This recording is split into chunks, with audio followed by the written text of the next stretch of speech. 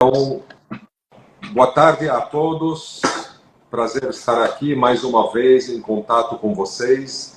Para quem não me conhece, eu sou Antoine Daher, sou presidente da Casa Hunter, presidente da Febra Raras, a Federação Brasileira das Associações de Doenças Raras e cofundador da Casa dos Raros. Praticamente estamos no fim de ano, né? Natal e Réveillon literalmente batendo a porta, mas estamos nós juntos para falar de um tema de maior importância, que é a triagem neonatal. Bem-vinda, doutora Tânia, prazer te encontrar mais uma vez. E para iniciar essa conversa, gostaria que você se apresentasse, por favor. Oi, Tony. Um grande prazer estar aqui com você. Muito obrigada pelo convite, né? Parabenizo pelo evento Gente Rara, que foi agora no início de novembro, evento de tradição, né? Que valoriza quem trabalha na área, ressalta onde temos que atuar. E eu sou presidente da Sociedade Brasileira de Triagem Neonatal e Erros Inatos do Metabolismo, e sou também professora livre-docente da Faculdade de Medicina da USP, onde durante 30 anos tenho atuado no segmento de doenças raras das adrenais.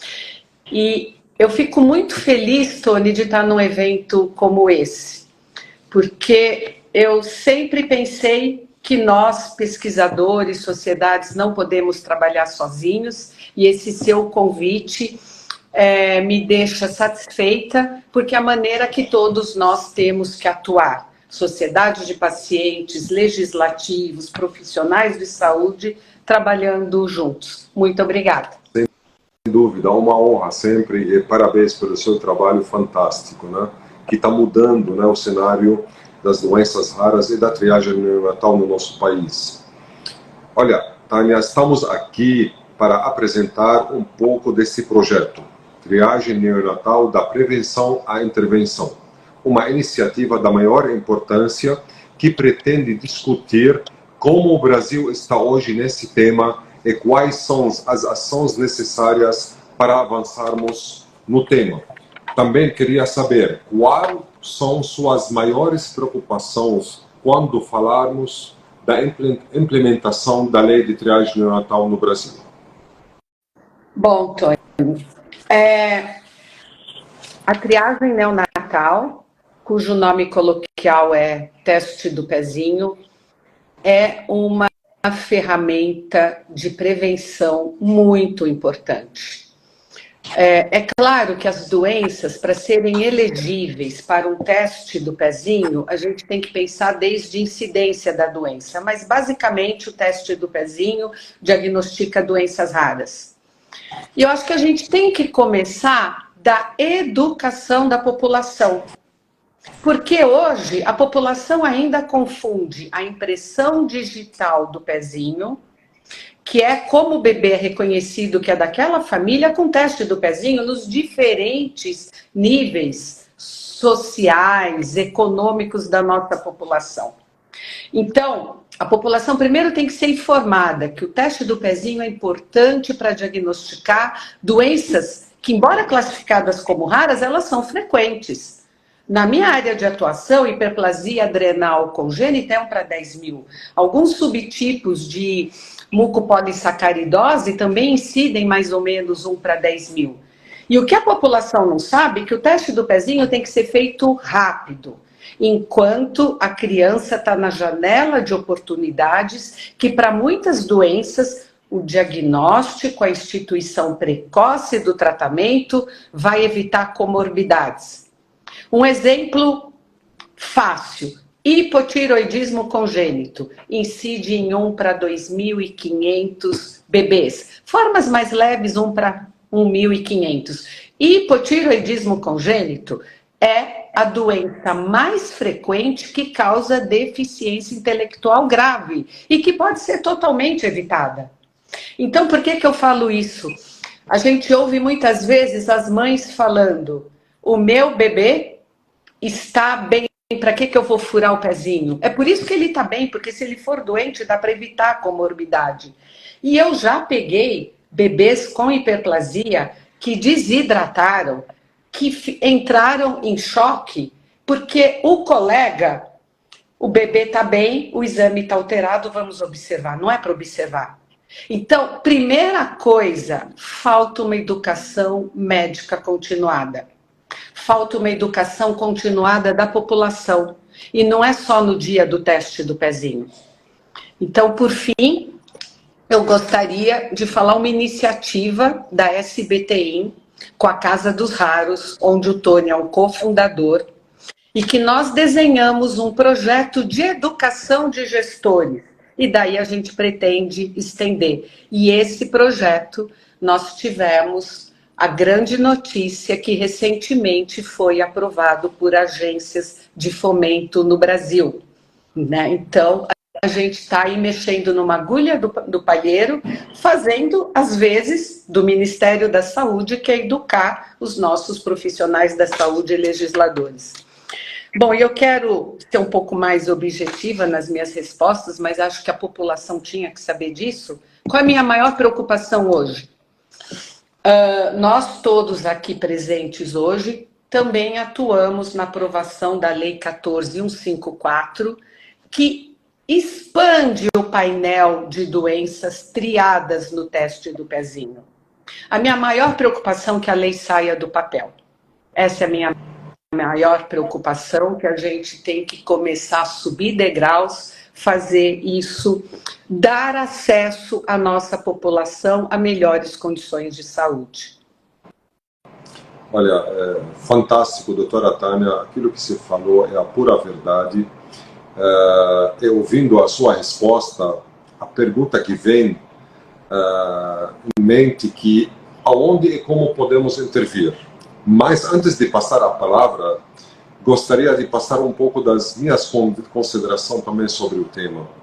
Eu acho que quando a gente fala de acesso, sempre falamos para todos, seja para executivo, para legislativo, para os centros de referência. Não existe acesso sem ampliação do triagem neonatal, sem implementação também do triagem neonatal em todos os estados. Porque se você não faz o diagnóstico, não tem acesso a nada.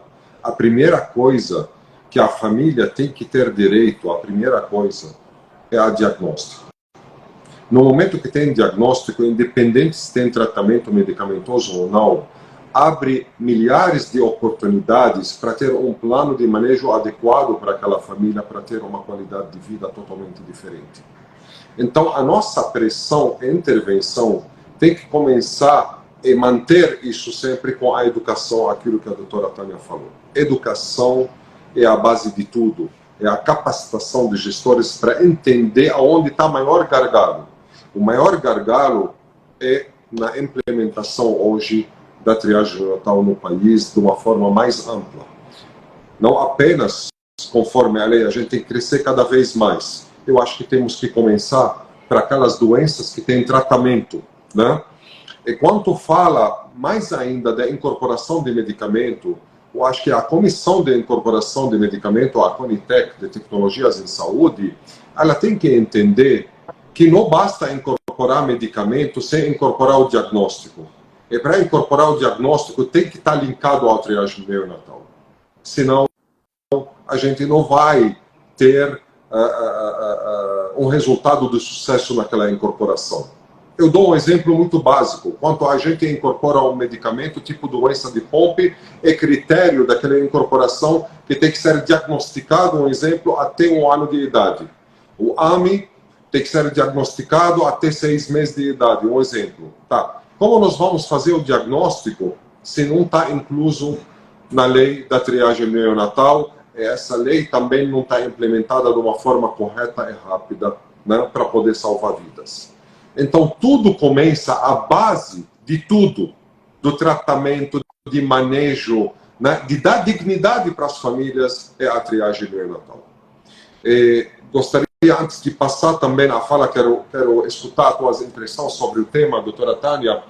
Quero falar para todos que estão conosco hoje, agradecer a todos que estão nos assistindo, que qualquer pergunta, né, de vocês é bem-vinda. Podem perguntar à vontade, que a gente vai tentar responder durante essa live todas as perguntas.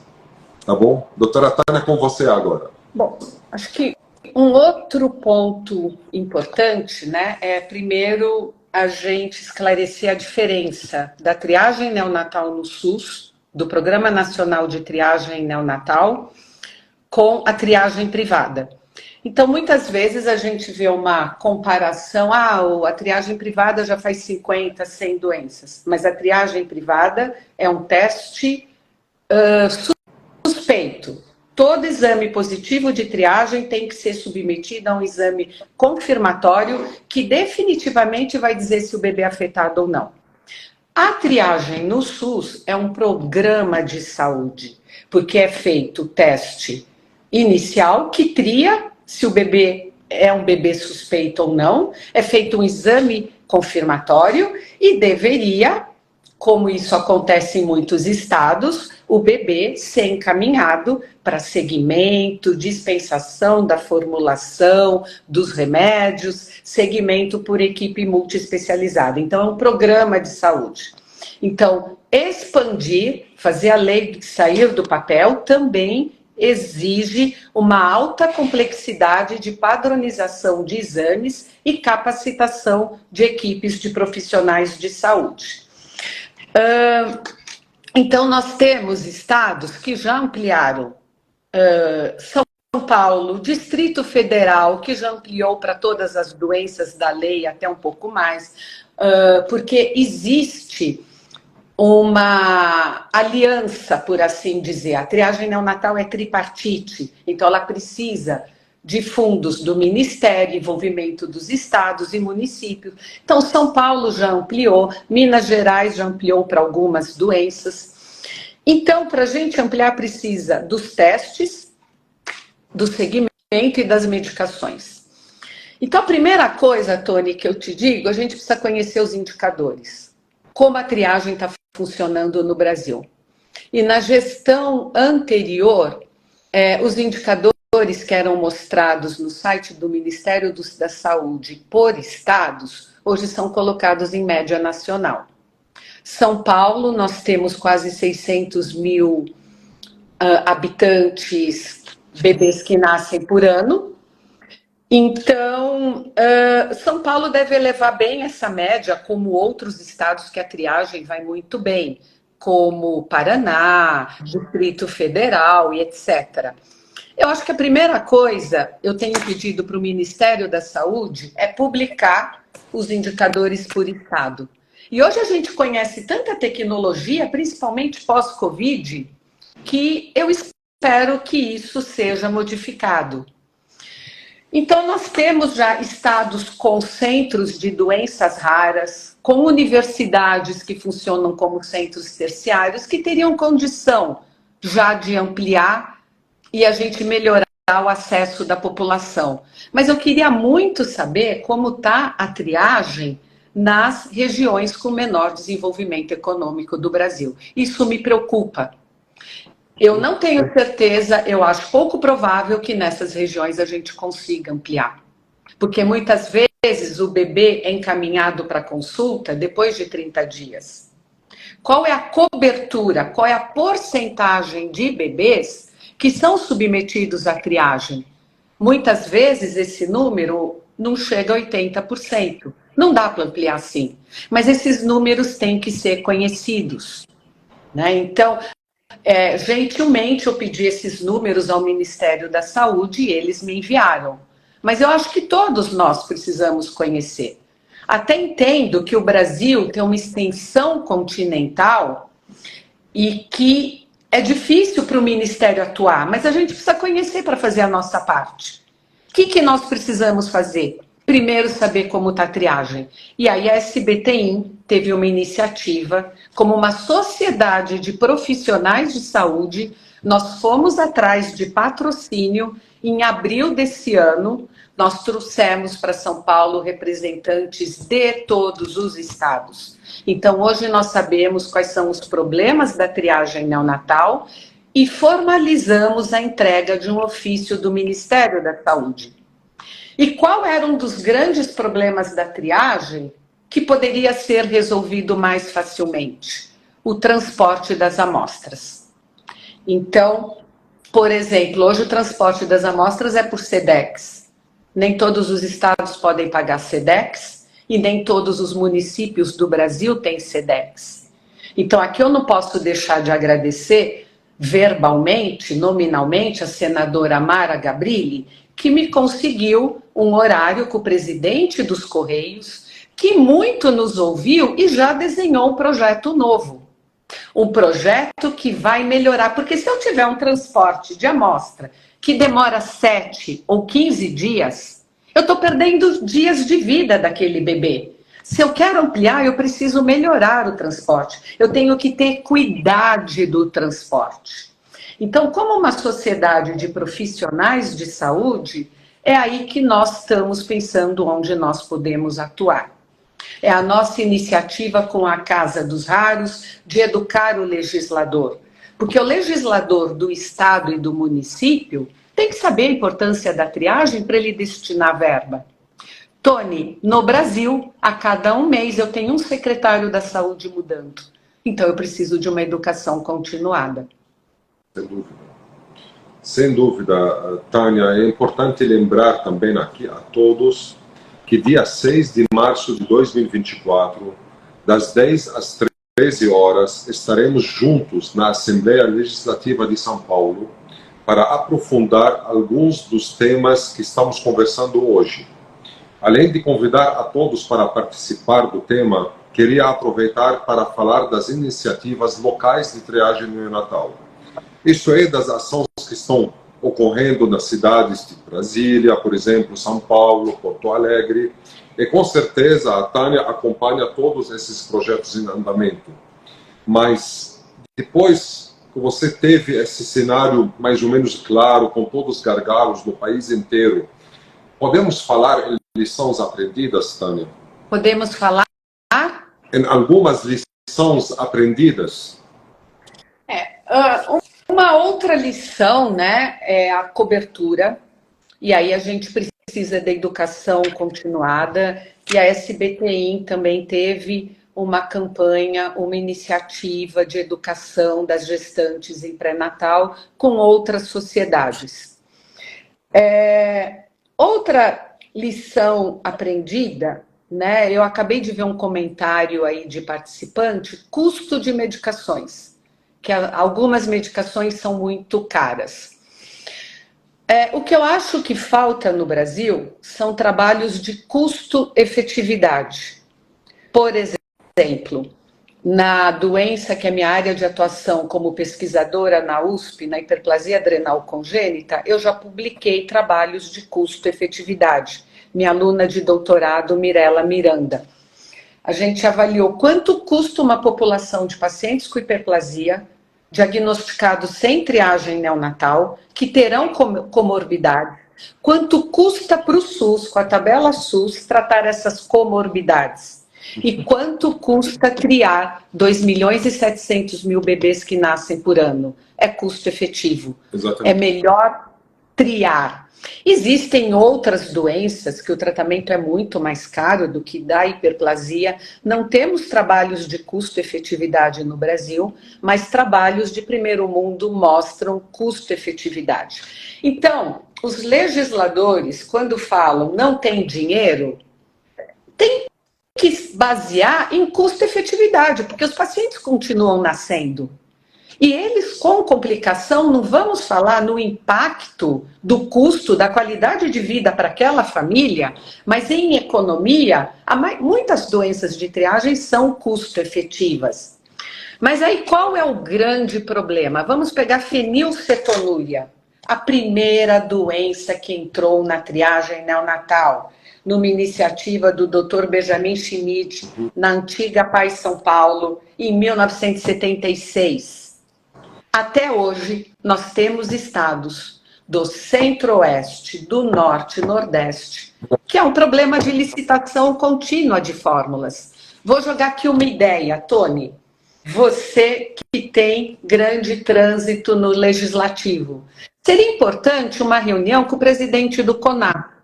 Eu já pedi 3 vezes essa reunião, ainda não consegui agenda.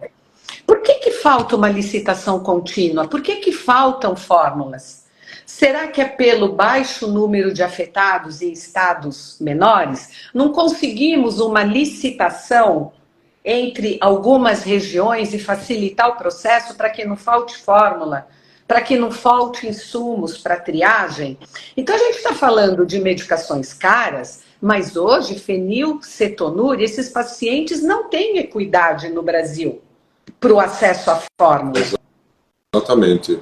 Além disto, além de concordar totalmente com você, quando se fala de custo-efetividade, nós temos que lembrar todo mundo que 30% que tem doença rara genética morrem antes de 5 anos de idade. E as doenças raras estão sendo a maior causa de morte infantil no país.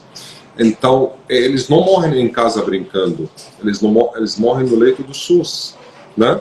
O SUS gasta, mas sem eficácia. Gasta tratando consequência, não sem tratar a causa, né? E isso ninguém faz a conta disto. Então, o Brasil, ao contrário, tem muito dinheiro. Tem muito dinheiro. E a maior prova, a gente bate sempre recorde em corrupção e nunca quebramos, né? Então, tem muito dinheiro. Só que não tem gestão, não tem seriedade. Isso que nós precisamos dentro do sistema, ter gestão e seriedade para que garantimos a dignidade de todos os pacientes no nosso país. Então, eu concordo com você, nós vamos atrás juntos. Ano que vem, vamos chegar aonde você quiser e vamos pressionar em nome dos pacientes, em nome da dignidade dos pacientes, para que a gente resolve esse assunto. Nós não podemos avançar na construção do ecossistema de doenças raras sem resolver o problema de triagem neonatal no nosso país. Isso é a base de tudo. Isso é a base. A triagem neonatal é a base. Do tratamento, do acesso, de tudo. Dá outro exemplo, Tony, que você não está resolvido, mas você é outro parceiro que está me ajudando como SBTI. Primeira expansão conhecida da triagem neonatal, 2012. Ia entrar biotinidase, deficiência de biotinidase. Eu era pesquisadora um pouco mais nova, hiperplasia importante. Também entrei com os meus dados da casuística histórica do HC, da evidência de morte em São Paulo sem triagem neonatal. Houve uma audiência pública, primeira expansão da triagem em 2012. Deficiência de biotinidase e hiperplasia adrenal congênita. Até hoje, nós não temos as medicações disponíveis no SUS. Alguns serviços importam, tem um custo alto, alguns serviços formulam, é complicado formulação, porque você não tem um controle de qualidade, mas eles pagam a formulação, outros serviços não pagam a formulação. Isso eu vi no encontro dos SRTNs e pedem para os pacientes formular. Uma família carente não vai ter condição. Então, são duas doenças de tratamento baratíssimo que nós estamos 11 anos depois e essas medicações não estão sendo distribuídas. Eu já cansei de procurar a indústria de produção de genéricos, farmácias públicas. Eu estou na recondução da gestão da SBTI, né, porque a gente tem muitos projetos. Tive a sorte de ter sido aprovada em audiência pública, em audiência da sociedade, a recondução. Então, só que o HC na USP, onde eu trabalho, produz para os seus pacientes. E nós temos uma farmácia com maquinário que não tem reforma há 20 anos. Então, como sociedade, como pessoa física, junto com você, nós estamos indo atrás. Se a farmácia do HC tiver uma reforma, por exemplo, uma emenda parlamentar, o HC consegue essa contrapartida e resolver esse problema. Então, são questões que aparentemente são tão simples. Hidrocortisona, biotina, medicação barata, por que a gente ainda não tem?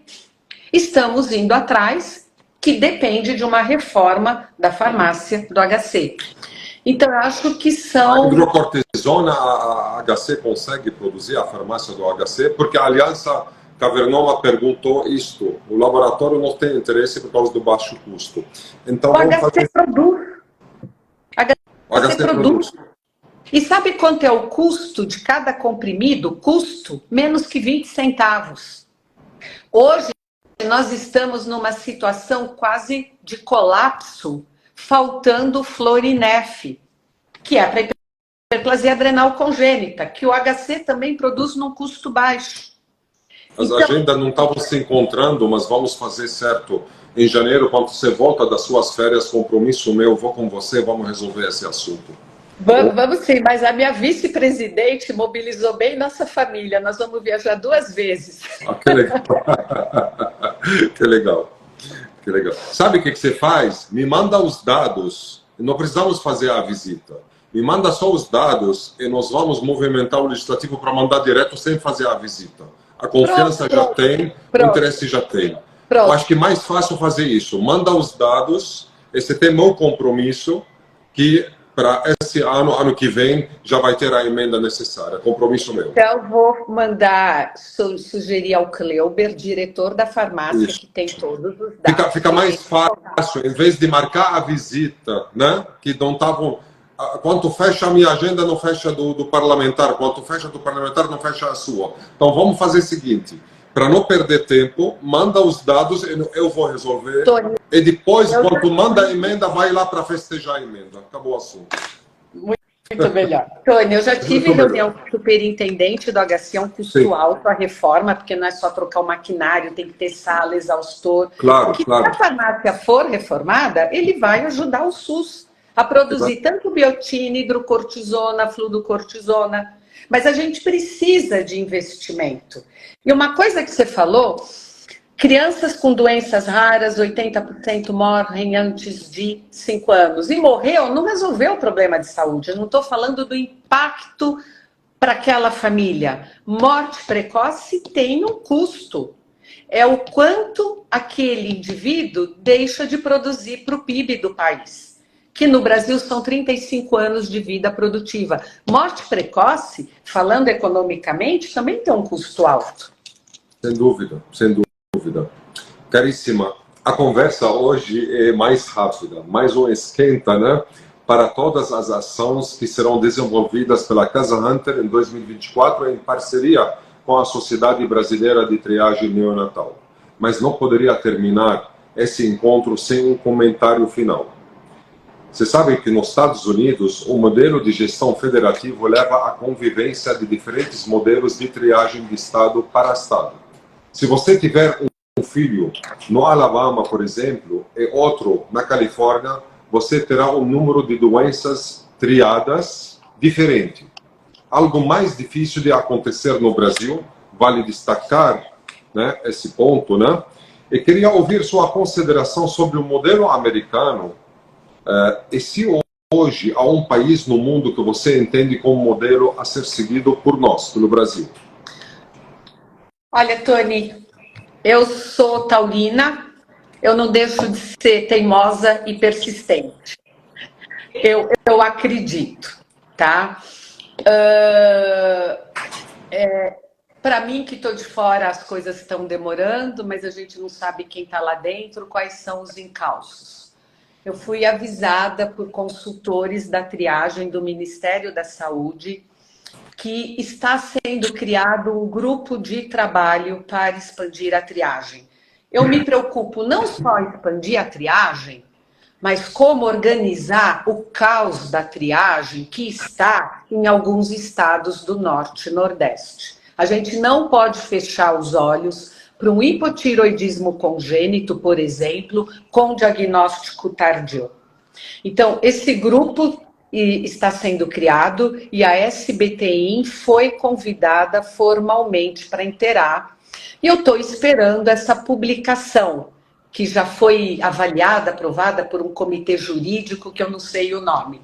Eu espero ansiosamente que essa publicação saia antes de 31 de dezembro, porque a SBTIM tem profissionais qualificados e tem braços para ajudar a trabalhar. Então, eu acredito que com a criação desse grupo de trabalho, nós estaríamos chegando próximo a esse modelo. Porque não dá para as pessoas no mundo atual, e principalmente num país de extensão continental, trabalhar sozinho. Concordo. Nós temos que ter os diferentes segmentos da sociedade. E como SBTI, eu tenho mais um projeto.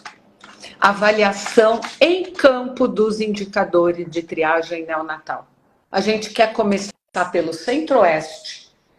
Nós, SBTI, iremos em campo ver como está a triagem em cada região, em cada estado do Centro-Oeste. Um modelo de expansão que é o DF, um estado que a triagem tem problemas, e daí tirar um documento para todo o Brasil. Eu tenho esse projeto escrito, desenhado, eu já pedi algumas emendas parlamentares, estou esperando ver se saem ou não, só em fevereiro eu vou saber, mas se não saírem, eu peço sua ajuda para a gente levar essa ideia para a FINEP, porque isso é um projeto de interesse de vários setores do Brasil.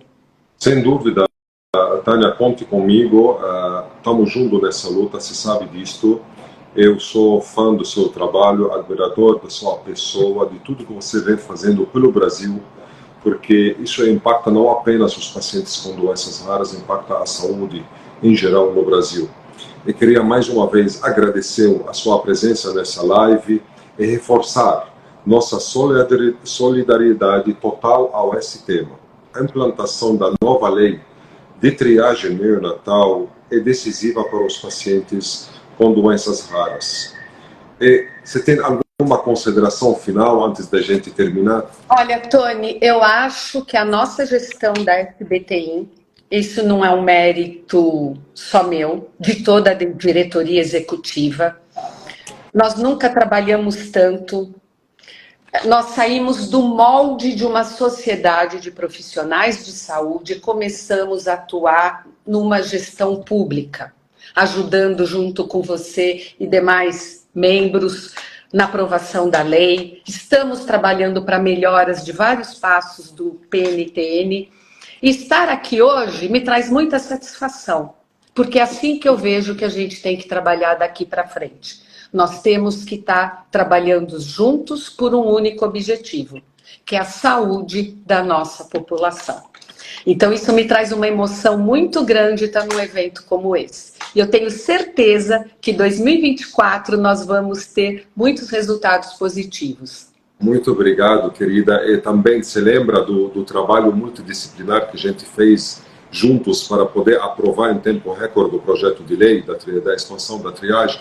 Eu acho que estamos num momento importante para a gente montar de novo esse grupo no início de ano, né, para a gente acompanhar a implementação, ajudar o governo a implementar da melhor forma, porque ninguém faz nada sozinho, né?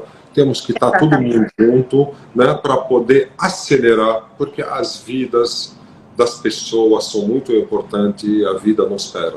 Então precisamos estar mais ágil nisso e mais unidos cada vez mais para ter um resultado de sucesso. E mais uma vez lhe desejo muita saúde, um Feliz Natal, um próspero Ano Novo, cheio de sucesso. O mais importante é a saúde a todos, né? E seja que Deus quiser, vamos ter um ano 2024 de realização. Nós vamos aprovar vários projetos que nós temos algumas surpresas que nós não podemos anunciar hoje, mas em breve são projetos que a gente conseguiu, projetos de leis também que acabaram de ser protocolados na semana passada, que vão mudar o rumo, né, e a história das doenças raras no nosso país. Tamo junto.